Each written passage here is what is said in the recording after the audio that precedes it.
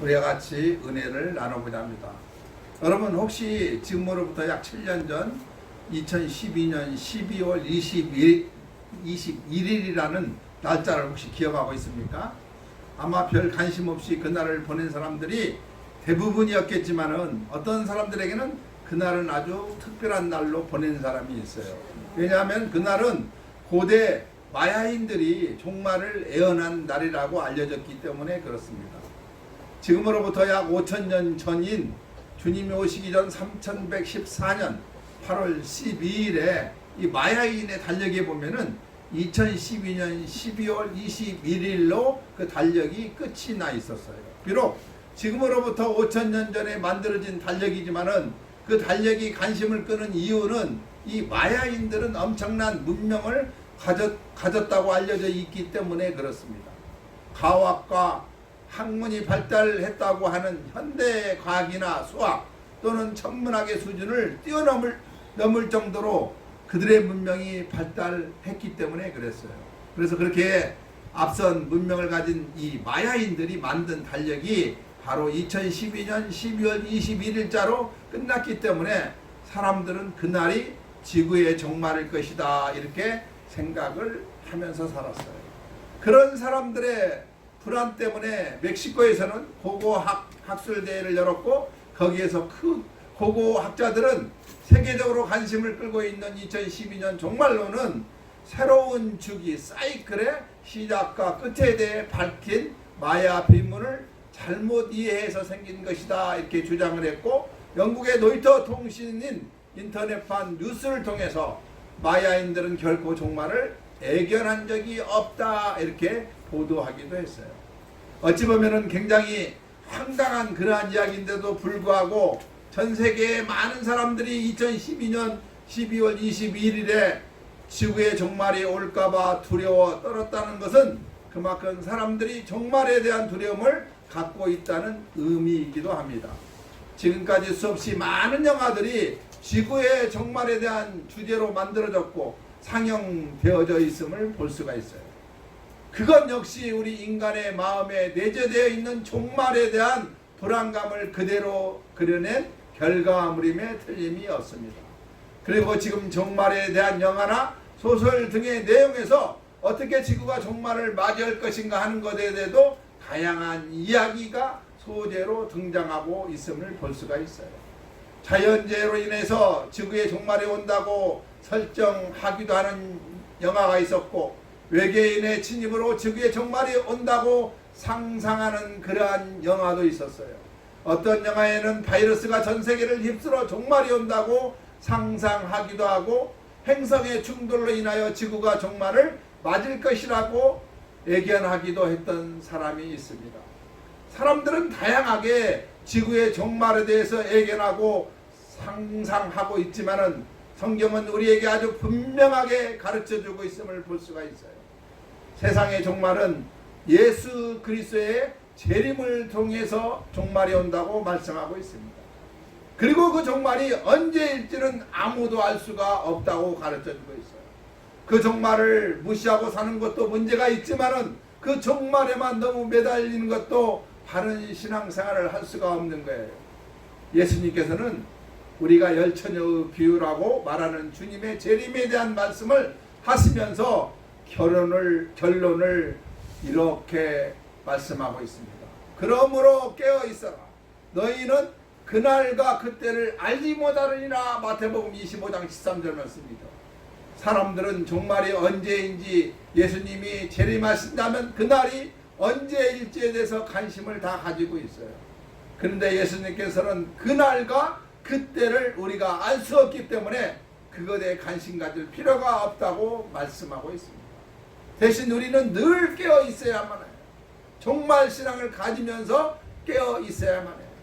언제 주님이 오시더라도 언제 이 세상에 종말이 온다 하더라도 신랑 되신 주님을 맞이할 준비만 우리가 잘하고 있으면은 아무런 걱정이 없고 불안해할 이유가 없다는 것이죠. 그렇다면 우리가 깨어 있어야 한다는 것은 무엇을 말씀하고 있는 것일까 한번 이 말씀을 통해서 살펴보고자 합니다. 어떻게 하는 것이 주님 맞을 준비를 하고 있는 것입니까? 오늘 본문이 우리에게 그것을 가르쳐 주는 내용이에요. 오늘 본문의 말씀은 하나님의 나라가 어느 때에 임하리까 라고 묻는 그 물음에서 시작되었어요. 예수님께서 예루살렘으로 올라가시던 길에 바리새인들이 그렇게 물어봤어요. 그들은 예수님께 평소 하나님의 나라에 대해서 자주 말씀하셨고 그 나라가 이미 임하였다는 말씀을 하셨다는 것을 잘 알고 있었기 때문에 그렇어요. 그런 바리새인들의 질문에 예수님께서는 하나님의 나라는 눈에 보이는 나라가 아니라 눈에 보이지 않을 뿐만 아니라 그 하나님의 나라는 지금 저와 여러분 우리 안에 있다고 말씀하고 있습니다. 하나님의 나라는 하나님의 통치가 역사하는 거예요. 우리가 하나님의 통치를 받고 하나님의 은혜 안에 머물면은 바로 우리의 마음속 우리 자신이 바로 하나님의 나라예요. 그 하나님의 나라는 지금 우리 마음에 임하고 있고 우리들이 관계를 맺으며 살아가는 그 관계 속에서 그 하나님의 나라가 경험되어야 한다고 말씀하고 있는 것입니다. 그러면서 그 하나님의 나라는 지금 우리가 경험하는 것으로 끝나지 않고 언젠가 주님께서 다시 오실 때 완성된다고 말씀하고 있어요. 그때가 언제인지는 정확하게 알 수는 없지만은 호령과 천사장의 소리와 하나님의 나팔 소리와 함께 번개가 하늘 이쪽에서 번쩍하며 하늘 저쪽까지 비침같이 주님께서 그렇게 다시 오신다 이렇게 약속하고 있습니다. 그때 우리가 지금 누리고 있는 경험하며 살고 있는 그 하나님의 나라가 완성되는 거예요. 그래서 우리는 우리 믿음으로 사는 사람들은 지금 하나님의 나라를 누리며 살 뿐만 아니라 그 하나님의 나라가 완성되고 우리의 구원이 완성될 그날을 고대하면서 살아가는 거죠. 주님께서 다시 오실 때 우리는 지금 경험하고 있는 것보다 더욱더 완벽하고 더 아름다운 하나님의 나라에 들어가게 될 거다는 것이죠. 그러면 그 완성될 하나님의 나라를 기다리며 사는 저와 여러분 우리는 어떤 삶을 살아야 할 것인가? 초대교회 어떤 사람들처럼 주님 곧 다시 오실 텐데 뭐하러 일하느냐고 놀고 먹으면서 살 수는 없어요. 그렇다고 주님 오늘 밤에 오실지 모른다고 잠도 자지 않고 매일 눈을 부릅뜬 채 날밤을 새워 주님을 기다릴 수도 없잖아요. 우리는 다시 오실 주님을 맞을 준비를 하며 살아갈 줄 알아야만 합니다. 그러면 주님을 맞을 준비를 한다는 것은 여러분 무엇을 의미하고 있을 것인가? 그것은 신앙을 따라 사는 것을 말하고 있습니다. 모든 일에 하나님의 영인 성령의 인도하심을 따르면은 하나님께서 우리에게 말씀하신 그 말씀을 기억하며 사는 거예요. 그런데 많은 사람들이 그렇게 사는 것이 맞다는 것을 알면서도 그렇게 살지 못하는 게 문제가 있잖아요. 심지어 신앙이라고 하는 사람들조차도 세상을 살아감에 있어서 신앙이 아무런 의미를 갖지 못한 채 살기도 합니다. 그 이유가 여러분 무엇인지 압니까? 오늘 본문은 이렇게 대답을 해요. 그것은 바로 노아의 때 사람들처럼 살기 때문이다 말하고 있어요. 주님이 다시 오실 때 사람들의 삶의 모습을 오늘 본문은 두 가지로 말씀하여 주고 있는데 그 하나는 노아의 때처럼 사는 것이고 다른 하나는 노세 때처럼 사는 거예요. 먼저 노아의 때 사람들의 삶을 이렇게 표현해 주고 있죠. 노아가 방주에 들어가던 날까지 사람들이 먹고 마시고 장가들고 시집가더니 홍수가 나서 그들을 다 멸망시켰으며 오늘 우리가 같이 읽었던 본문 27절 내용이에요. 노아 시대 홍수로 멸망당한 사람들의 삶을 이야기하면서 그들의 삶을 네 개의 동사로 표현하고 있어요. 먹고 마시고 장가들고 시집간다고 이렇게 말합니다. 여러분 이 네 개의 동사는 바로 우리가 살아가면서 당연히 해야 할 일들 아닙니까? 세상 살면서 먹지 않고 사는 사람 없잖아요. 또 물을 마시지 않고 사는 사람도 없잖아요. 여기서 말하는 마시다는 동사가 포도주나 술을 마신다는 것을 의미한다고 이해할 필요는 없습니다. 왜냐하면 성경에 포도주가 가장 먼저 등장한 것은 홍수 이후 노아가 포도농사를 지었다는 이야기에서부터 시작되고 있음을 알 수가 있어요. 물론 홍수 이전에도 포도농사를 지었는지는 알 수는 없지만은 홍수 이후에 황폐해진 땅에 노아가 땅을 경작하고 포도나무를 심었고 거기에 나오는 포도주를 마심으로 큰 실수를 저질렀다고 성경은 그렇게 기록하고 있습니다. 그러게 오늘 본문에 노아 시대의 사람들이 먹고 마셨다는 표현이 꼭 술에 취한 사람들이었다 뜻으로, 술에 취한 사람들이었다는 그러한 뜻으로 해석할 필요는 없는 것입니다. 그런데 예수님께서는 노아 시대의 사람들이 먹고 마셨고 그래서 멸망당했다고 말씀하고 있어요. 사람의 생명을 유지하려면 당연히 먹고 마시는 것은 당연해요. 음식을 먹어야 하고 물을 마셔야만 합니다. 특별히 중동 지역에서는 석회질이 많은 토질의 특성상 몸의 건강을 지키기 위해서라도 반드시 포도주를 마셔줘야 한다고 그래요. 그렇다면 먹고 마셨다는 것이 특별히 멸망을 당할 만한 어떤 큰 죄를 지었다는 것을 의미하는 것은 아니에요. 더구나 그 다음 표현도 마찬가지입니다. 장가들고 시집갔다. 사람이 살면서 하는 일상적인 일 가운데 하나가 결혼하는 일이에요. 특별히 고대 사회에서는 결혼이 오늘날처럼 선택사항이 아니었어요. 오늘은 혼자 사는 사람이 많잖아요. 결혼은 고대 사회는 반드시 해야 했고 자식 낳는 것을 당연하게 생각했어요. 더군다나 구약 성경에서 우리에게 가르쳐 준 것처럼 자식이 많은 것을 하나님께 주신 복이라 이렇게 생각합니다. 근데 지금은 하나님의 주신 복을 다 누리지 않고 한 명 낳든지 두 명 낳든지 그러잖아요.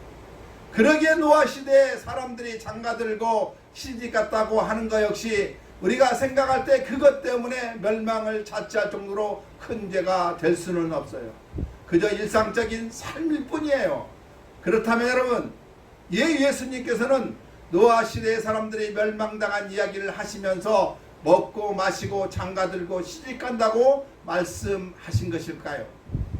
오늘을 살아가는 저와 여러분, 우리들도 그들과 결코 다르지 않잖아요. 오늘을 사는 우리도 먹고 마시고 장가들고 시집 다 가요. 그렇다고 해서 우리가 그것 때문에 심판받을 것이다, 그것 때문에 멸망당할 것이다, 그렇게 생각하지 않잖아요.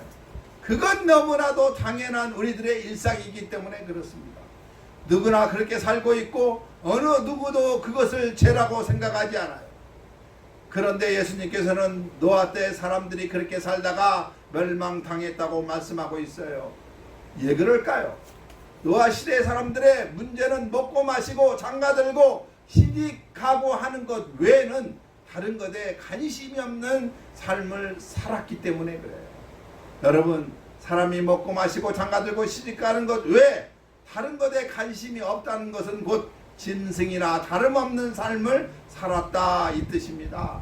짐승들도 배가 고프면 먹을 것을 찾고 목이 마르면 마실 물을 찾아요. 성장하면 자연스럽게 짝짓기를 해서 새끼를 낳고 짐승들이 그렇게 한다고 해서 잘못되었다고 그렇게 사는 것이 죄를 지으면서 사는 것이라고 말하지는 않습니다. 왜 그럴까요? 짐승이기 때문에 그렇습니다. 짐승은 그렇게 살아도 괜찮아요. 그런데 저와 여러분, 우리 사람이 그렇게 살면은 절대 안 되는 거예요. 사람은 짐승과 다르잖아요. 짐승과 같은 수준으로 살면 안 되는 거예요. 특별히 믿음의 사람은 더더욱 그렇습니다. 우리는 아무런 생각 없이 사는 사람이어서는 절대 안 돼요. 더군다나 세상 사람들처럼 세상적인 만큼 생각하며 살아서도 안 되는 것입니다. 믿음의 사람이라면 믿음의 사람답게 살아야 하는 거예요. 믿음의 사람이라 하면서도 믿지 않는 사람처럼 생각하며 산다거나 더군다나 아무런 생각 없이 감각으로만 사는 짐승들의 삶처럼 살아서는 더더욱 안 된다는 것입니다. 우리 신앙인들은 특별히 두 가지를 깊이 생각하며 살 줄 알아야만 합니다. 그 첫 번째는 하나님의 뜻이 무엇인가 하는 거예요. 로마서 12장 2절에 이렇게 말씀하고 있어요. 너희는 이 세대를 본받지 말고 오직 마음을 새롭게 함으로 변화를 받아 하나님의 선하시고 기뻐하시고 온전하신 뜻이 무엇인지 분별하도록 하라. 우리는 하나님의 선하시고 기뻐하시고 온전하는 뜻이 무엇입니까를 언제나 항상 생각하면서 살아야 한다, 이 말씀입니다. 여러분, 하나님께서 이것이 하나님의 뜻이라고 말하고 있습니까? 이렇게 살아라 라고 분명하게 말씀해 주지 않으셨을 것 같아요. 물론 시대적 상황이나 개인적 상황이 각각 다르기 때문에 모든 이 시대의 모든 상황에 맞는 정답을 주시는 것은 불가능한 일이 될지 모르겠지만은 좀 엉뚱하게 생각해 본다면은 우리가 하나님의 뜻이 무엇일까 생각하며 살라고 그러신 거 아닌가 하고 생각해 볼 수가 있습니다. 하나님께서 모든 것을 다 해주시면 우리가 할 것이 없어요. 하나님께서 모든 기준을 다 정해주시면 우리가 생각하고 판단하려고 노력할 필요가 없어요. 그러면 우리 인간은 바보가 되고 마는 것입니다. 우리가 살아가면서 맞닥뜨린 수많은 상황 속에서 우리는 무엇을 선택해야 하는지, 어떤 것이 더 나은 방법이고 더 옳은 길인지를 선택해야 하며 살아가야 하는 것이죠. 고민하면서 선택을 하면서 살아가는 것이 우리의 삶이에요. 그렇게 고민하면서 선택할 때 우리는 그 상황을 좀 더 깊이 있게 묵상하게 되고 그 상황을 헤쳐나갈 지혜를 얻기도 할 수가 있죠. 마찬가지로 우리가 맞닥뜨린 상황에서 무엇이 하나님의 뜻인지, 어떻게 결정하는 것이 하나님께서 기뻐하실까를 고민하고 생각할 때 우리는 하나님과 좀 더 가까워질 수 있다는 거예요. 그러한 고민과 묵상 속에서 하나님의 마음을 좀 더 우리가 이해하게 될 수가 있고 우리에게 그 상황을 주신 하나님 아버지의 사랑의 마음을 헤아릴 수 있게 되는 것입니다. 그래서 하나님께서는 우리에게 생각하며 살게 만들어 주셨다는 거예요. 우리가 기도할 때마다 내 뜻은 이것이다 라고 분명하게 알려주시기보다는 기도하면서 하나님의 뜻을 찾도록 하신 이유가 바로 여기에 있어요. 그런데 노아 시대 사람들은 그런 것에는 전혀 관심이 없던 사람들이었어요.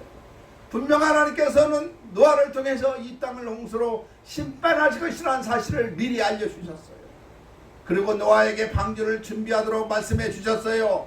어마어마하게 큰 방주를 짓는 동안 분명 그 주변의 사람들은 노아가 정상적이지 않는 일을 하고 있다는 것을 보았을 것입니다. 그런데 어느 누구도 노아가 말한 심판이나 노아가 방주를 만드는 이상한 행동을 한 것에 대해서 신경 쓰지 않았다는 것이죠. 그들은 그저 먹고 마시고 장가들고 시집가는 일에만 신경 쓰며 살았던 사람들이에요. 그러기에 하나님께서 경고를 주셨는데도 그 경고가 귀에 들어오지 않았고 노아의 방주를 만드는 행동을 통해서 심판을 계시해 주셨는데도 그 모습이 눈에 들어오지 않았어요. 그러다 결국 멸망을 당하고 말았잖아요. 예수님께서 오늘 본문에서 노아 때의 사람들이 먹고 마시고 장가들고 시집가다가 홍수가 나서 다 멸망당했다고 말씀하신 이유가 바로 여기에 있다는 것이죠. 여러분, 우리는 그렇게 살 수 없는 사람들입니다. 고민하고 깊이 생각하고 묵상하는 것이 조금 힘든 과정일 수는 있겠지만 우리는 그렇게 하나님의 뜻이 무엇인지를 찾고 생각하고 묵상하면서 하나님을 가까이 하게 될 수가 있는 거예요. 그리고 그렇게 하나님을 생각하면서 하나님의 두려움을 의식하게 됨으로써 죄악으로 빠지려고 하는 우리의 마음을 바로잡을 수가 있는 거예요. 아무 생각 없이 먹고 마시고 장가들고 시집갔던 노아 시대의 사람들처럼 살지 않기 위해서 우리가 생각해야 할 두 번째 사항은 하나님의 은혜입니다. 우리는 늘 하나님의 은혜를 생각하며 살아갈 줄 알아야만 합니다. 우리는 매일 하나님의 은혜 안에 살아갑니다. 하나님의 은혜가 단 한순간도 우리에게 떠난 적이 없어요. 하나님의 은혜가 없는 곳은 한 곳밖에 없죠. 바로 지옥이에요. 지옥에는 하나님의 은혜가 미치지 않는 곳이 없습니다. 그리고 그 은혜는 우리가 상상할 수 없을 정도로 크신 엄청난 은혜인 것입니다.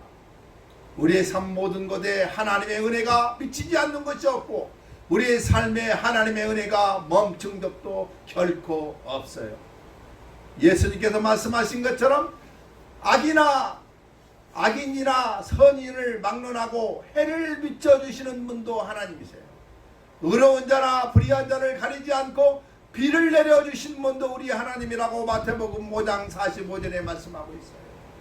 공중의 새들이 심지도 않고 거두지도 않지만 그것들을 기르시는 분도 하나님이시고 들에 핀 꽃이 스스로 수고도 하지 않고 길쌈도 하지 않지만 그것을 솔로몬의 의복보다 더 아름답게 만드신 분도 우리 하나님이라고 마태복음 6장 26절과 27절에 자세히 설명하고 있어요.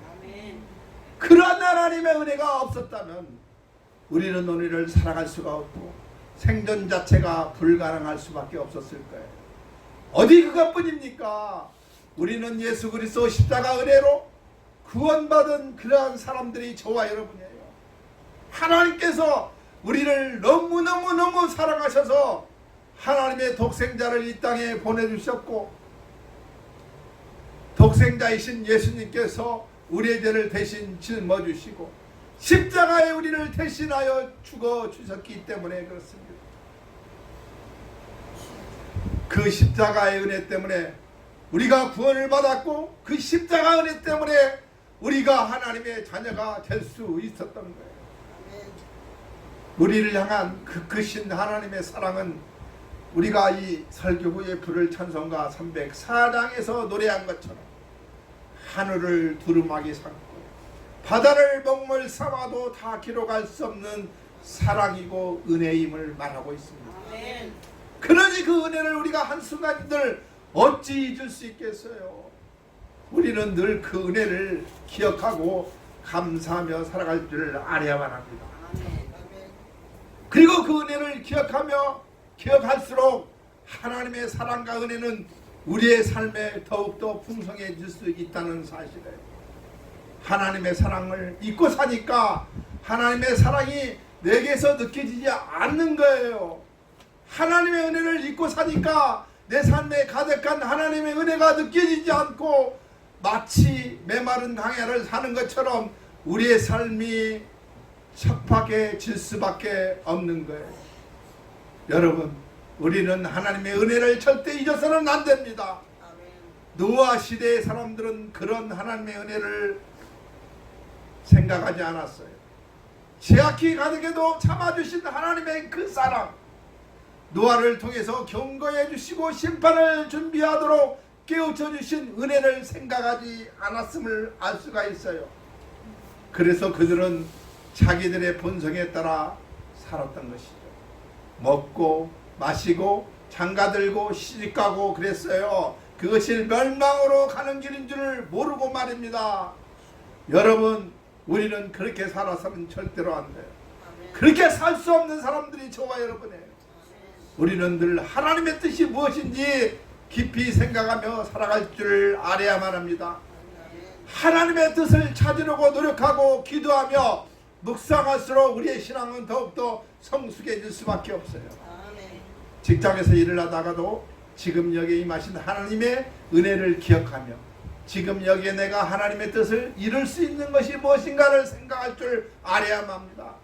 교회에 나와서 하나님을 생각하는 것이 아니라 우리의 삶에서 먹고 마시고 장가들고 시집가는 그러한 일상의 우리의 삶 속에서 하나님을 생각하며 살아갈 줄 알아야 해요. 설거지를 하다가도 하나님의 은혜를 생각하고 공부를 하다가도 이 공부함을 통해서 어떻게 하나님의 뜻을 이룰 것인가 하는 비전을 생각할 줄 알아야만 합니다. 그러면 공부하는 것이 결코 따분하고 어쩔 수 없어 하는 지루한 일이 되지 않아요. 친구들과 만날 때에도 이렇게 좋은 친구들을 만나게 하신 하나님의 은혜에 감사하고 이 만남을 통해서 하나님의 기쁨이 되는 일이 무엇인가, 무엇이 있을 것인가 생각할 줄 알아야만 합니다. 어제인가 그제인가 추석 명절을 맞이했는데 오랜만에 거기 계시는 가족이나 친지 또는 친구들에게 지금까지 인도하신 하나님의 은혜를 기억하고 그 전화통화의 대화 속에 하나님의 뜻이 무엇인지를 생각할 줄 아시기 바랍니다. 우리에게 베푸신 하나님의 은혜를 잊지 않고 기억하면 할수록 우리는 더욱 크신 은혜 안에서 머물며 살 수 있게 되는 거예요. 우리는 믿음의 사람들입니다. 세상 사람들이 하나님을 잊은 채 평범한 일상만 살아가는 것처럼 우리가 그러한 모습으로 우리의 삶을 살아서는 안 될 거예요. 우리를 자녀 삼아주신 이유가 무엇인지, 하나님의 자녀로서 우리가 어떻게 하면 하나님의 뜻을 이루며 하나님께 기쁨이 되는 삶을 살 수 있는지를 늘 항상 생각하면서 살아갈 줄 알아야만 합니다. 우리에게 베풀어 주신 은혜가 우리의 삶이 얼마나 크고 놀라운 것인지를 늘 생각하면서 살아갈 줄 알아야만 해요. 그러면 우리는 노아 시대의 홍수로 멸망당한 어리석은 사람들처럼 살지 않고 하나님의 자녀답게 살 수가 있는 거예요. 마지막 때가 가까울수록 더욱 하나님을 깊이 묵상하며 사는 저와 여러분이 되시기를 소망합니다. 하나님의 뜻이 무엇인지 고민하고 기도하고 생각하며 사시다가 지금 내게 베풀어 주신 이 하나님의 은혜가 얼마나 크고 얼마나 놀라운 것인지를 늘 생각하며 사시기를 바랍니다. 그것이 다시 오실 주님을 맞을 준비를 하며 사는 성도의 삶입니다. 한 주간 동안, 아직 우리 남아있는 삶 동안 하나님의 놀라우신 은혜를 생각하며 살아가는 저와 여러분이 다 되시기를 주님의 이름으로 축원드립니다. 기도하겠습니다. 하나님 아버지, 감사합니다. 하나님의 이 크신 은혜와 이 사랑의 진심으로 감사합니다. 그러나 우리들은 하나님의 크신 우리와 같이 은혜를 나누고자 합니다. 여러분, 혹시 지금으로부터 약 7년 전 2012년 12월 21일이라는 날짜를 혹시 기억하고 있습니까? 아마 별 관심 없이 그날을 보낸 사람들이 대부분이었겠지만은 어떤 사람들에게는 그날은 아주 특별한 날로 보낸 사람이 있어요. 왜냐하면 그날은 고대 마야인들이 종말을 예언한 날이라고 알려졌기 때문에 그렇습니다. 지금으로부터 약 5,000년 전인 주님이 오시기 전 3114년 8월 12일에 이 마야인의 달력에 보면은 2012년 12월 21일로 그 달력이 끝이 나 있었어요. 비록 지금으로부터 5,000년 전에 만들어진 달력이지만은 그 달력이 관심을 끄는 이유는 이 마야인들은 엄청난 문명을 가졌다고 알려져 있기 때문에 그렇습니다. 과학과 학문이 발달했다고 하는 현대 과학이나 수학 또는 천문학의 수준을 뛰어넘을 정도로 그들의 문명이 발달했기 때문에 그랬어요. 그래서 그렇게 앞선 문명을 가진 이 마야인들이 만든 달력이 바로 2012년 12월 21일자로 끝났기 때문에 사람들은 그날이 지구의 종말일 것이다 이렇게 생각을 하면서 살았어요. 그런 사람들의 불안 때문에 멕시코에서는 고고학 학술대회를 열었고 거기에서 그 고고학자들은 세계적으로 관심을 끌고 있는 2012년 종말론은 새로운 주기 사이클의 시작과 끝에 대해 밝힌 마야 비문을 잘못 이해해서 생긴 것이다 이렇게 주장을 했고, 영국의 노이터 통신인 인터넷판 뉴스를 통해서 마야인들은 결코 종말을 예견한 적이 없다 이렇게 보도하기도 했어요. 어찌 보면은 굉장히 황당한 그러한 이야기인데도 불구하고 전 세계의 많은 사람들이 2012년 12월 21일에 지구의 종말이 올까봐 두려워 떨었다는 것은 그만큼 사람들이 종말에 대한 두려움을 갖고 있다는 의미이기도 합니다. 지금까지 수없이 많은 영화들이 지구의 종말에 대한 주제로 만들어졌고 상영되어져 있음을 볼 수가 있어요. 그것 역시 우리 인간의 마음에 내재되어 있는 종말에 대한 불안감을 그대로 그려낸 결과물임에 틀림이 없습니다. 그리고 지금 종말에 대한 영화나 소설 등의 내용에서 어떻게 지구가 종말을 맞이할 것인가 하는 것에 대해서도 다양한 이야기가 소재로 등장하고 있음을 볼 수가 있어요. 자연재해로 인해서 지구의 종말이 온다고 설정하기도 하는 영화가 있었고, 외계인의 침입으로 지구의 종말이 온다고 상상하는 그러한 영화도 있었어요. 어떤 영화에는 바이러스가 전 세계를 휩쓸어 종말이 온다고 상상하기도 하고, 행성의 충돌로 인하여 지구가 종말을 맞을 것이라고 예견하기도 했던 사람이 있습니다. 사람들은 다양하게 지구의 종말에 대해서 예견하고 상상하고 있지만은 성경은 우리에게 아주 분명하게 가르쳐주고 있음을 볼 수가 있어요. 세상의 종말은 예수 그리스도의 재림을 통해서 종말이 온다고 말씀하고 있습니다. 그리고 그 종말이 언제일지는 아무도 알 수가 없다고 가르쳐주고 있어요.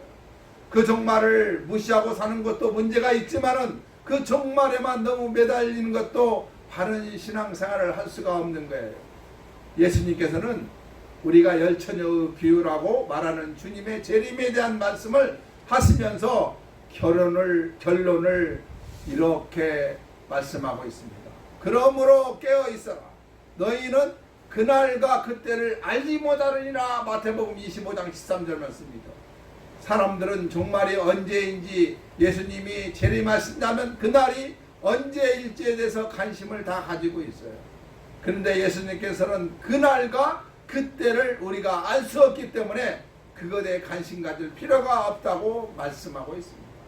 대신 우리는 늘 깨어 있어야만 해요. 종말 신앙을 가지면서 깨어 있어야만 해요.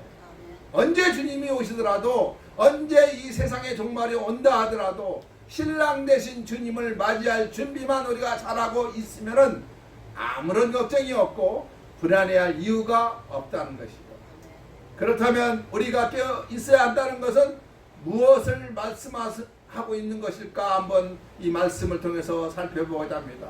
어떻게 하는 것이 주님 맞을 준비를 하고 있는 것입니까?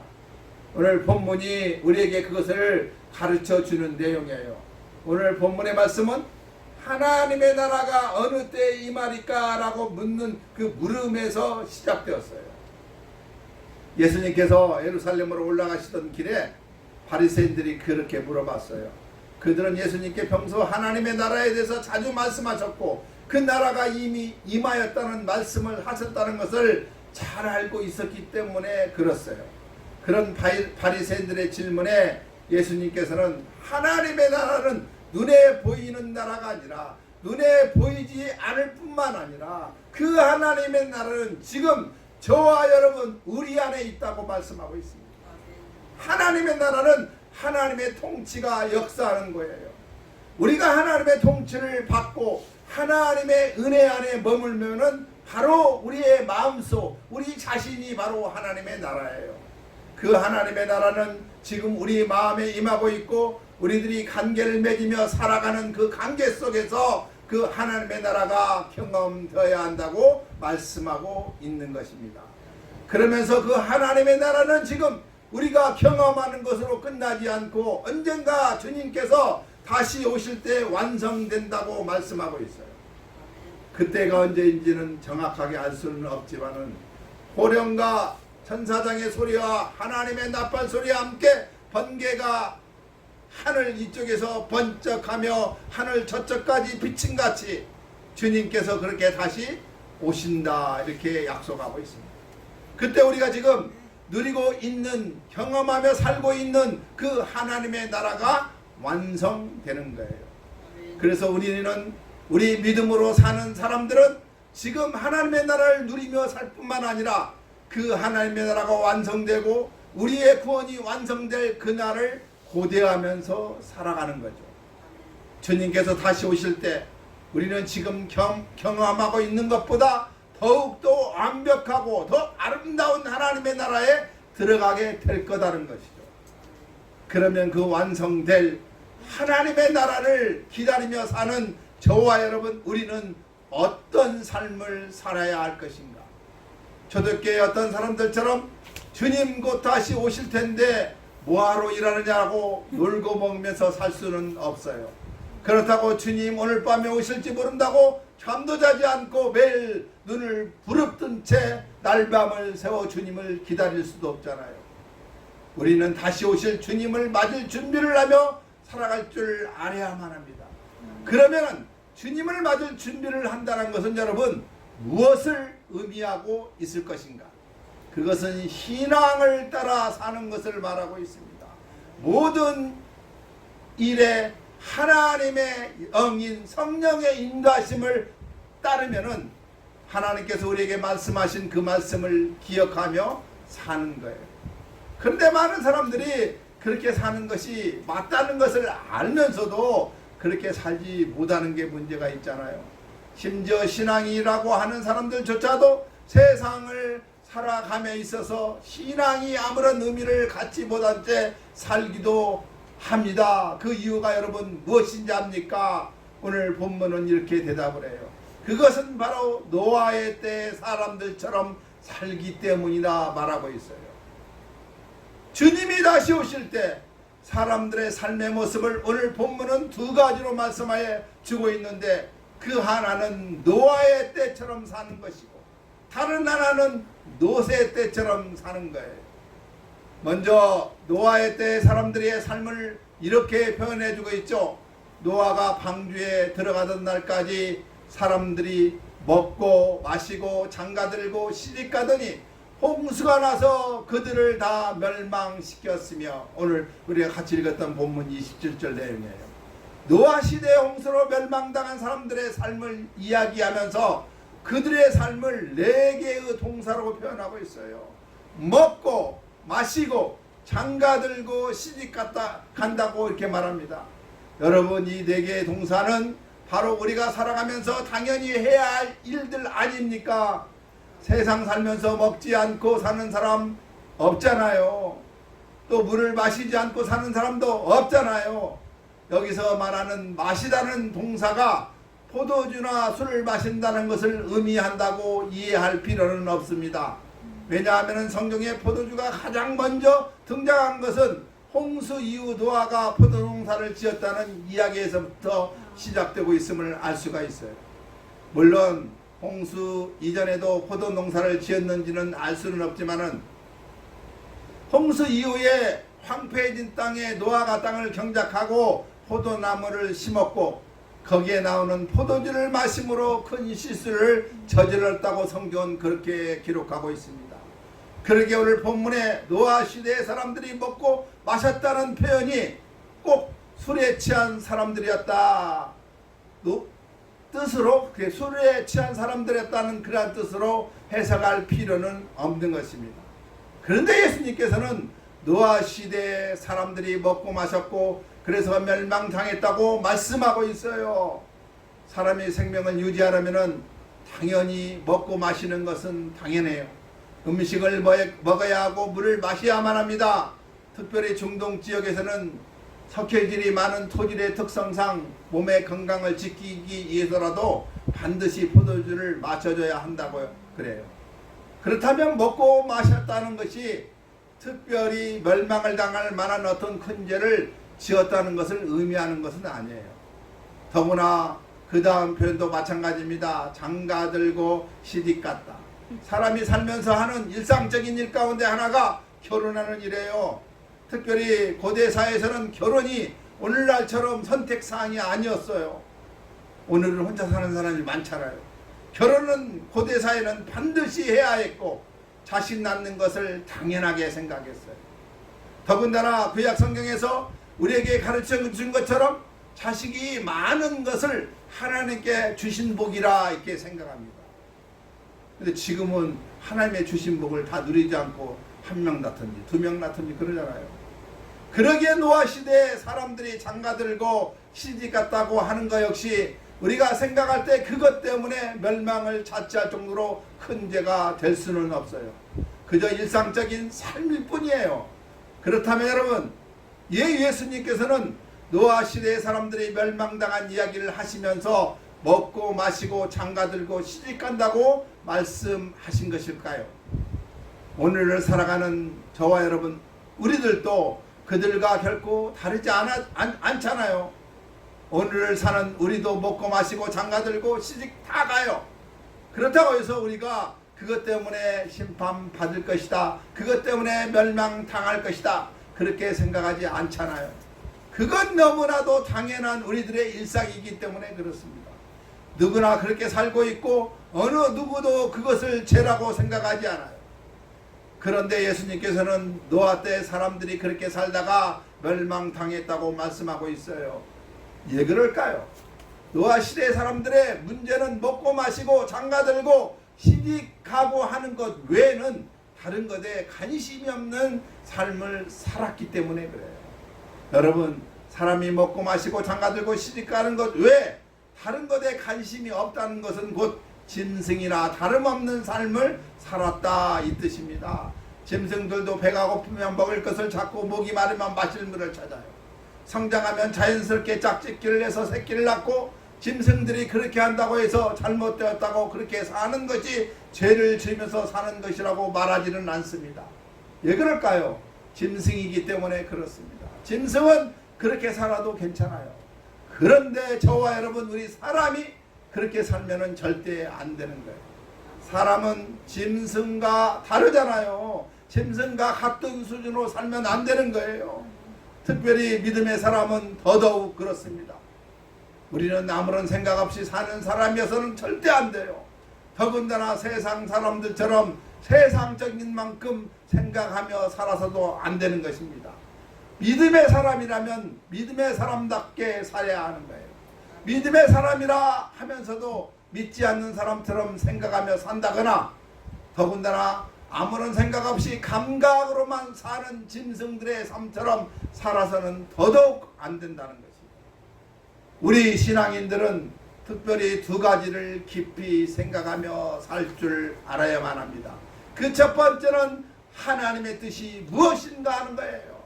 로마서 12장 2절에 이렇게 말씀하고 있어요. 너희는 이 세대를 본받지 말고 오직 마음을 새롭게 함으로 변화를 받아 하나님의 선하시고 기뻐하시고 온전하신 뜻이 무엇인지 분별하도록 하라. 우리는 하나님의 선하시고 기뻐하시고 온전한 뜻이 무엇입니까를 언제나 항상 생각하면서 살아야 한다 이 말씀입니다. 여러분, 하나님께서 이것이 하나님의 뜻이라고 말하고 있습니까? 이렇게 살아라 라고 분명하게 말씀해 주지 않으셨을 것 같아요. 물론 시대적 상황이나 개인적 상황이 각각 다르기 때문에 모든 이 시대의 모든 상황에 맞는 정답을 주시는 것은 불가능한 일이 될지 모르겠지만은, 좀 엉뚱하게 생각해 본다면은 우리가 하나님의 뜻이 무엇일까 생각하며 살라고 그러신 거 아닌가 하고 생각해 볼 수가 있습니다.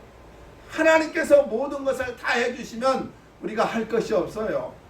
하나님께서 모든 기준을 다 정해주시면 우리가 생각하고 판단하려고 노력할 필요가 없어요. 그러면 우리 인간은 바보가 되고 마는 것입니다.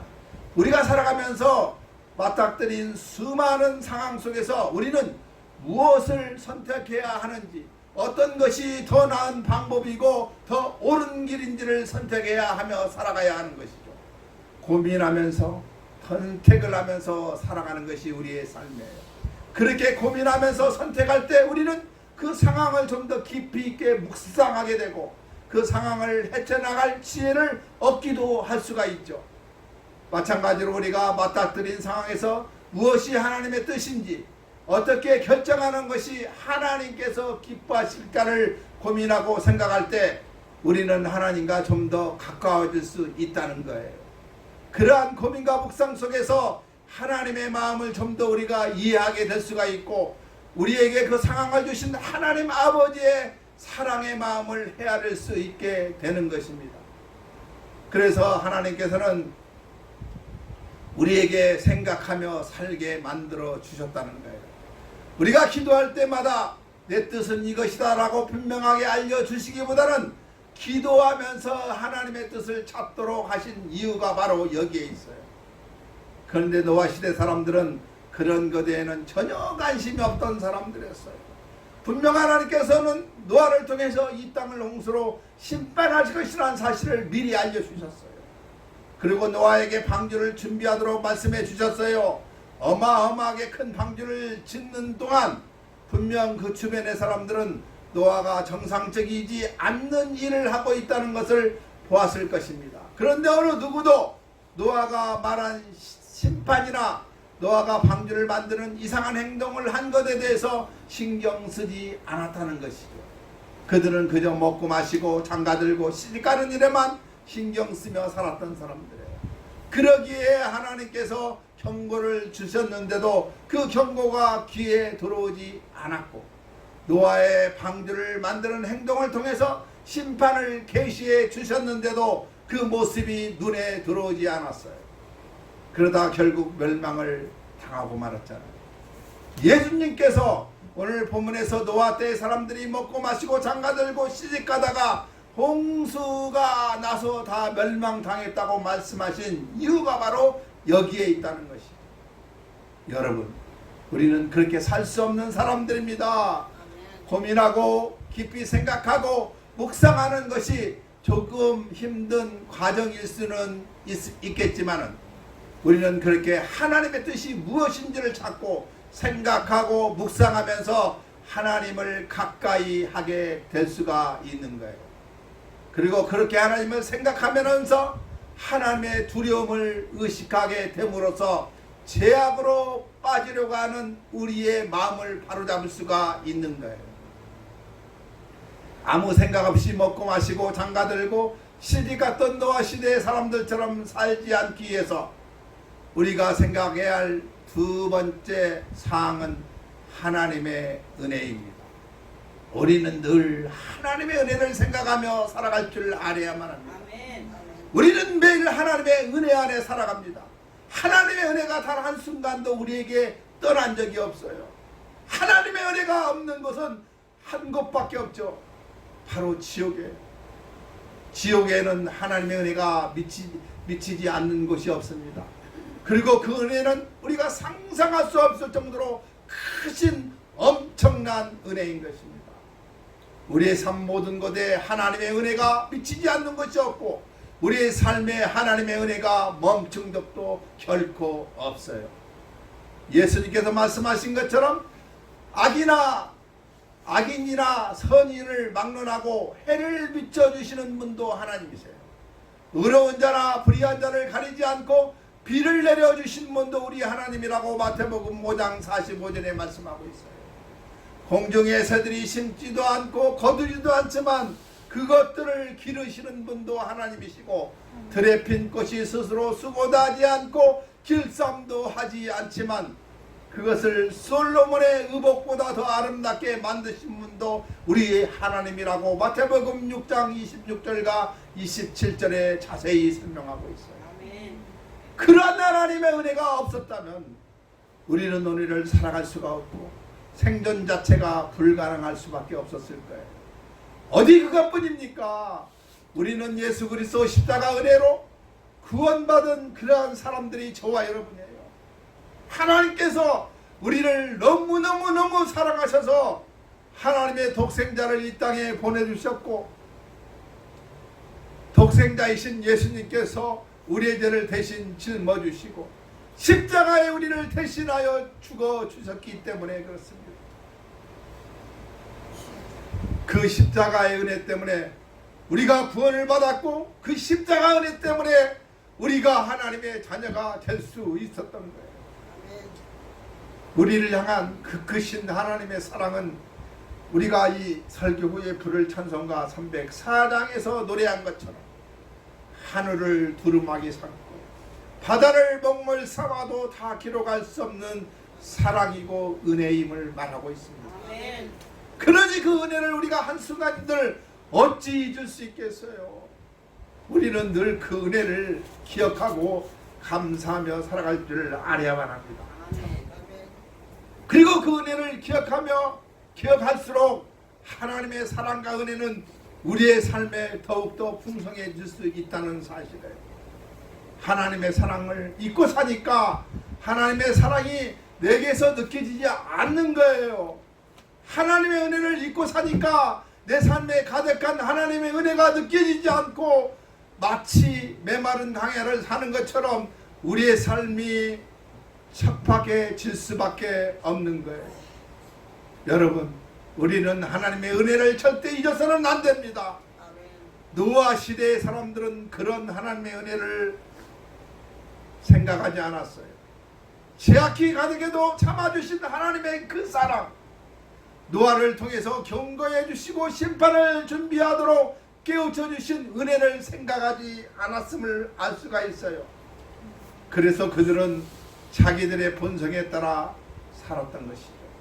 먹고 마시고 장가들고 시집가고 그랬어요. 그것이 멸망으로 가는 길인 줄 모르고 말입니다. 여러분, 우리는 그렇게 살아서는 절대로 안 돼요. 그렇게 살 수 없는 사람들이 저와 여러분이에요. 우리는 늘 하나님의 뜻이 무엇인지 깊이 생각하며 살아갈 줄 알아야만 합니다. 하나님의 뜻을 찾으려고 노력하고 기도하며 묵상할수록 우리의 신앙은 더욱더 성숙해질 수밖에 없어요. 직장에서 일을 하다가도 지금 여기에 임하신 하나님의 은혜를 기억하며 지금 여기에 내가 하나님의 뜻을 이룰 수 있는 것이 무엇인가를 생각할 줄 알아야만 합니다. 교회에 나와서 하나님을 생각하는 것이 아니라 우리의 삶에서 먹고 마시고 장가들고 시집가는 그러한 일상의 우리의 삶 속에서 하나님을 생각하며 살아갈 줄 알아야 해요. 설거지를 하다가도 하나님의 은혜를 생각하고 공부를 하다가도 이 공부함을 통해서 어떻게 하나님의 뜻을 이룰 것인가 하는 비전을 생각할 줄 알아야만 합니다. 그러면 공부하는 것이 결코 따분하고 어쩔 수 없어 하는 지루한 일이 되지 않아요. 친구들과 만날 때에도 이렇게 좋은 친구들을 만나게 하신 하나님의 은혜에 감사하고 이 만남을 통해서 하나님의 기쁨이 되는 일이 무엇인가, 무엇이 있을 것인가 생각할 줄 알아야만 합니다. 어제인가 그제인가 추석 명절을 맞이했는데 오랜만에 거기 계시는 가족이나 친지 또는 친구들에게 지금까지 인도하신 하나님의 은혜를 기억하고 그 전화통화의 대화 속에 하나님의 뜻이 무엇인지를 생각할 줄 아시기 바랍니다. 우리에게 베푸신 하나님의 은혜를 잊지 않고 기억하면 할수록 우리는 더욱 크신 은혜 안에서 머물며 살 수 있게 되는 거예요. 우리는 믿음의 사람들입니다. 세상 사람들이 하나님을 잊은 채 평범한 일상만 살아가는 것처럼 우리가 그러한 모습으로 우리의 삶을 살아서는 안 될 거예요. 우리를 자녀 삼아주신 이유가 무엇인지 하나님의 자녀로서 우리가 어떻게 하면 하나님의 뜻을 이루며 하나님께 기쁨이 되는 삶을 살 수 있는지를 늘 항상 생각하면서 살아갈 줄 알아야만 합니다. 우리에게 베풀어 주신 은혜가 우리의 삶에 얼마나 크고 놀라운 것인지를 늘 생각하면서 살아갈 줄 알아야만 해요. 그러면 우리는 노아 시대의 홍수로 멸망당한 어리석은 사람들처럼 살지 않고 하나님의 자녀답게 살 수가 있는 거예요. 마지막 때가 가까울수록 더욱 하나님을 깊이 묵상하며 사는 저와 여러분이 되시기를 소망합니다. 하나님의 뜻이 무엇인지 고민하고 기도하고 생각하며 사시다가 지금 내게 베풀어 주신 이 하나님의 은혜가 얼마나 크고 얼마나 놀라운 것인지를 늘 생각하며 사시기를 바랍니다. 그것이 다시 오실 주님을 맞을 준비를 하며 사는 성도의 삶입니다. 한 주간 동안 아직 우리 남아있는 삶 동안 하나님의 놀라우신 은혜를 생각하며 살아가는 저와 여러분이 다 되시기를 주님의 이름으로 축원드립니다. 기도하겠습니다. 하나님 아버지 감사합니다. 하나님의 이 크신 은혜와 이 사랑의 진심으로 감사합니다. 그러나 우리들은 하나님의 크신